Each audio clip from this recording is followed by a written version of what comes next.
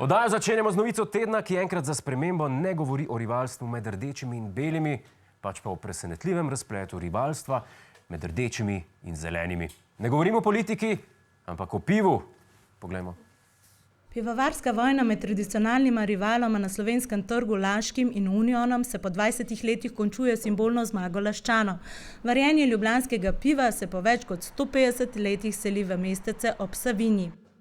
Prav ste slišali, Union bodo po novem varili v Laškem. Na to potezo lastnikov se pritožujejo v obeh mestih. V Ljubljani, ki bojo izgubili proizvodnjo svojega ljubljenega piva, v Laškem pa, ker bodo poleg piva zdaj morali proizvajati še Union. Vsekakor je na boljšem Laško, je pa to tudi za Laščane bolj pirova zmaga. Štekate, pir. Okej.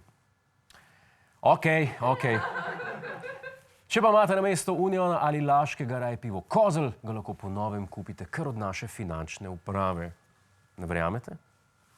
Ni grešni kozel, je pa očitno kozel vreden greha, je Furs zapisala na družbenem omrežju Twitter. Pivo je bilo uvoženo iz Slovaške, zasegli pa so ga dvema fizičnima osebama iz okolice Celja in eni osebi iz okolice Ljubljane, ki sta ga prodajali prek spleta, brez plačila predpisanih dajatev.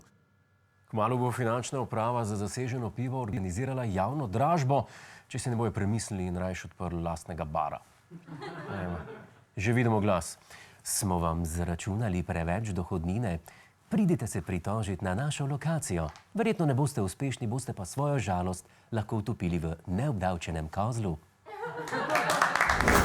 Hej, to je naš YouTube kanal, klikni na ta gumb in se naroči, da boš na tekočem. Polajkaj pa nas tudi na Facebooku in na Twitterju, pa na ulici, pa na kakšnem javnem WC-ju.